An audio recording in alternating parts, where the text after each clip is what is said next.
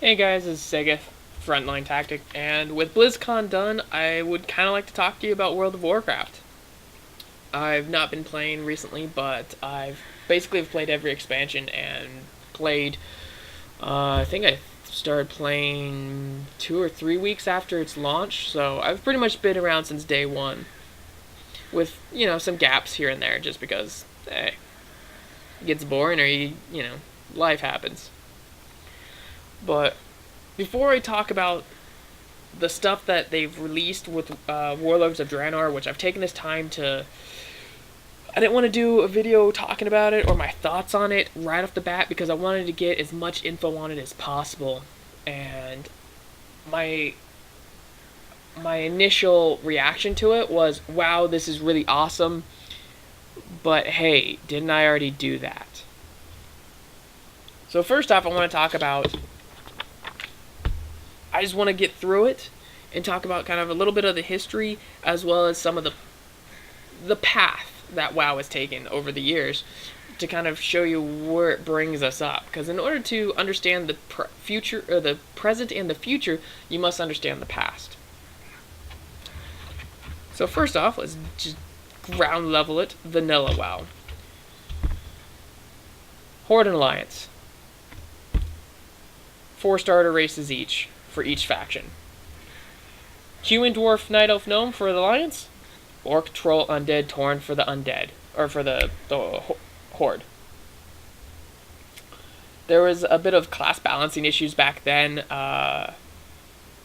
Alliance was the only side that was allowed to have Paladins, and Horde was the only one that had Shamans. And it created some animosity amongst the two factions and helped spurn some of the I almost think that it helped spurn some of the PvP and the hatred, because back then I remember people specifically hating Shamans or vice versa, hating Paladins for the sheer fact that they didn't have it. And so in there were no battlegrounds back then quite yet, but towards the end of Vanilla they introduced battlegrounds. But at one point, I remember just severe animosity between the two because of the class imbalance. But then came out Burning Crusade, which was fun and exciting and kind of took you back to a place that you should remember if you played Warcraft 2, as well as Warcraft 3. And that brought the Blood Elf and the Draenor to the table, which then crossed the barrier of giving Paladins and Shamans to both sides at this point, which created the balance. Life was good for the classes. And it was a very good expansion. It was possibly my favorite expansion ever. And then we'll move on to Wrath of the Lich King, which brought a new class, the Death Knight, which to me was kind of fun because it bumped you up to level 50, gave you your own little specific story to progress through. And another cool thing was it's the only class that has kind of almost a growth to it, or self-realization of where it fits in the world. Every other class, it doesn't. They took away the story arc, the individual story for them. That was back in Vanilla WoW, and there were some pinnacle levels that you would do that you would get these class specific missions. They still have the missions, but they're just not as important anymore because you just level up past them. But with the Death Knight, they kind of continued that on, even with the Ebb and Hold. Yeah, the Ebb and Hold faction, which was really cool because the Death Knight had its own presence in the world while other classes do not. Then we'll move on to Cataclysm, which brought 2 new races, one for each side, the Goblin for the Horde and the Worgen for the Alliance, as well as increased the class combinations, which helped fix some of the class imbalances that was going on. So you could have hunters, you can have more hunters, more shamans, more paladins, more everything across the board for everybody. And that opened up the options because some people like me personally, I hate Tauren. And so now it gives you more options that maybe you don't have to play a Tauren. You can play this class, or maybe you wanted to play a paladin but you hated the Blood Elves. Well, now you can play a Tauren. As well as maybe you love humans. Now you can play human. What they come out for the human hunter? I think they came out with something else for the humans, but it just opened it up for more options. And more options is good. I like that. And so initially Cataclysm, I really liked that. What I didn't like about Cataclysm was, well, I'll get into what I don't like about Cataclysm later on in a different rant.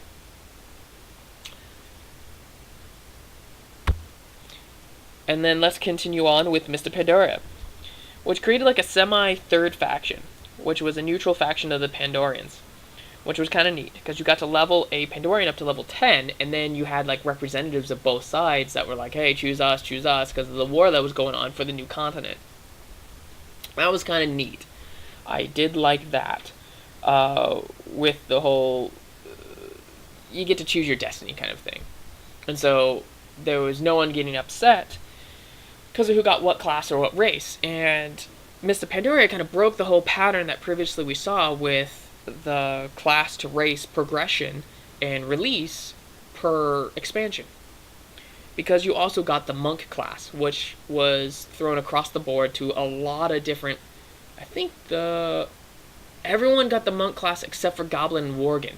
And I can't remember the reasoning why, but I think it had something to do with the animation graphics that they just didn't want to do it. Or they didn't, I don't know. To me, it didn't make sense. But the monk was an amazing class. I absolutely love the monk. And the monk healing is so different, and it breaks the mold of the other healing classes. And I thought they did a brilliant job on that. One of the things I don't like about Mist of Pandaria was the talent system. Was they broke away from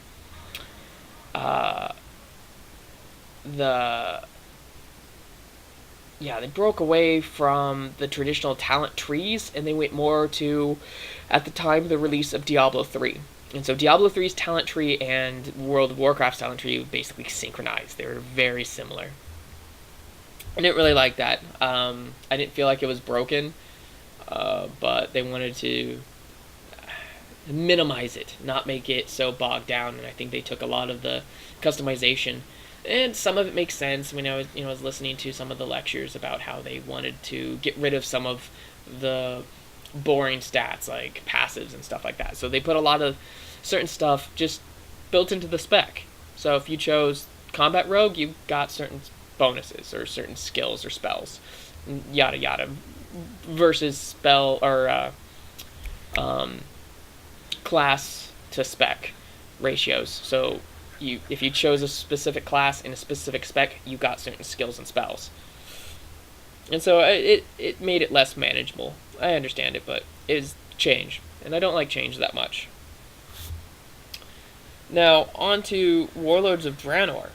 We don't know if there's going to be more class sets or race sets. They may not give us anything, just because we're going back in time, essentially, to World Warcraft 2 through the Dark Portals expansion. We're basically playing that campaign out, or a section of that campaign. And so I think it would be kind of cool to show the different orc clan colors. Like if you made an orc that you can, change your skin color to match some of the orc clans. Because back then the orc clans had all sorts of different colors. To gray, to bluish purple, to some of the ones that you see, like the Dragon Ball clan are kind of grayish purple, while the Nagrand orcs are brown. And so it would be kind of neat to see that, but I can see them not doing that because that kind of alienates the other races and classes, that they don't get those bonuses. So I am fearful that we're actually going to see no new classes, no new races with this expansion. And that saddens me, because I like options and diversity. But let's talk about raiding, because that's going to be a huge thing.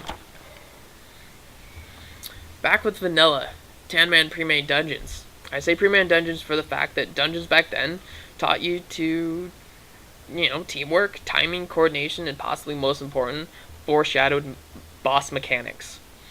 The 10-mans also got you introductory sets of gear to prepare you to start you up for the raid scenarios. Some of them were introduce you to armor sets, bonuses, as well as certain bosses had requirements. This is primarily to Vanilla and Burning Crusade raiding was there were bosses that did specific damage type that you needed the resistance to.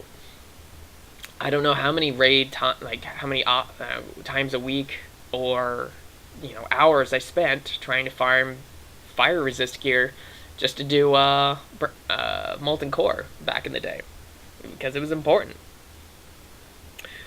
Raiding was also an intense setup. 25 to 40 man raids. At times it was difficult to differentiate friendly spells effects from boss mechanics. And a lot of people had problems with their computers handling this. Some say it was a bad thing. I thought it kind of added to the large-scale franticness and controlled chaos of such a large brawl. Raiding had to be planned and organized. Teaching and making good players. Basically, hard work gets you good rewards, which is a pinnacle part to a further argument that I'm going to make later. Burning Crusade Burning Crusade continued, I believe, with Vanilla's raiding format, but decreased the sizes to 5-mans, introducing heroic versions plus 10-mans and 25-mans, increasing the accessibility of endgame content and without babying the player. Burning Crusade had a great combination of fun and challenging bosses / mechanics, and a couple of them are just downright just infuriating. Prince. If you ever done Prince back in the day, you know what I'm talking about. My personal favorite was Gruul's Lair.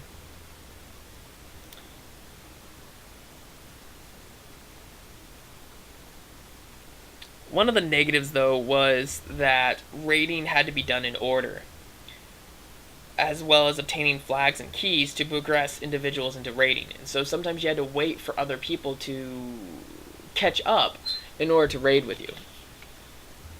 That was kind of infuriating, and that's one of the negative parts that I didn't like about Burning Crusade was the flagging and the work that you had to do then. Next up, Wrath of the Lich King was a step down from the two previous incarnations of WoW, keeping a lot of the previous dungeon / raid format seen in BC, but I felt was lessened due to the fact that they released of progressive raid content that wasn't honestly progressive. You could skip entire raids and content and go straight to the end game through faction and heroic mode dungeons. The start of the entitled and poorly experienced players to begin to plague and bring down the game was during this era. Wrath of the Lich King wasn't a bad expansion per se, but was a turning point. Me personally, I skipped the entire section of the Argent Crusade.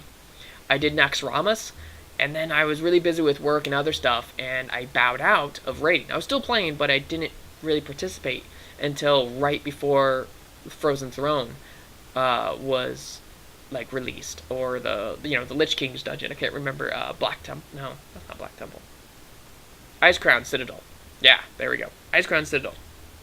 I started playing again, and I started doing some of the progressiveness of Crusader during that time, and then as soon as that came out, they came out with the new heroics that's basically trumped everything. There was 5-man heroics gear that you can get that was almost comparable to the Crusade. And so it completely nerfed that entire era of raiding. So there was no reason to go back and do any of that. And Cataclysm made some tough encounters and new and exciting environments, but made each tier of raiding make the previous one absolutely obsolete, just like what they did with Wrath of the Lich King. Allowing players to skip gear plus content if waited long enough. Each tier of gear grossly larger than the last, plus allowing older gear to be easier and or cheaper to obtain. That was kind of nice, but at the same time, it was slightly obsolete. So the only reason why to get it was the introduction of transmogging, so that you can make your gear look like that older set of gear. Because some of the tier gears that they made that was the mediocre stuff looked better than the high-end raid gear. Seriously, Blizz, you need to hire some different designers because you guys make some crap-looking armor sets. The final raid was fun, fresh, and exciting, but I feel was cheapened by the LFR experience. LFR was intended to teach people and players raid mechanics and good group coordination. Mostly I think it only taught further entitlement and greed. With cross-realm grouping, common decency dissolved to narcissistic arrogance with disregard to learning mechanics and a tactic to each fight as a DPS speed race meat grinder.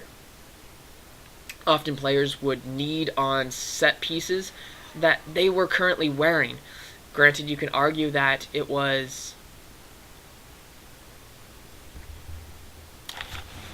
you can argue that it was for offset gear, but seriously, I think it was more or less it was them just stealing loot.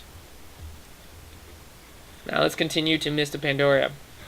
Continued implementation of cross-realms further poisoned and diluted player skill with grandiose entitled sheen. This was the only expansion I did not do a lot of endgame raiding. It's still out, I may do some. But I still plan to kill Garrosh sometime. He was never Gortar's war chief. But LFR was the only way this expansion I was able to raid. It wasn't all the game's fault. There were other factors. Work, life, guild, member difficulties. LFR was just an easier raiding. No planning, just queue. I think a lot of people did the same. But it was a cheap raiding. I'd almost rather not raid than this lackluster flailing of ignorance and arrogance. Individual loot system to prevent people from stealing loot from other players was implemented, and that I kind of liked. Especially with the token system where you can, if you worked hard enough, you can get a second roll. And that was nice because it seriously felt 75%, 80% of the time you just got 30 gold. And so being able to get that second roll chance really helped out. Now, this brings us to Warlords of Draenor and the stuff that they've released of what they're going to talk about now that we have a basis of what they've done previously in WoW.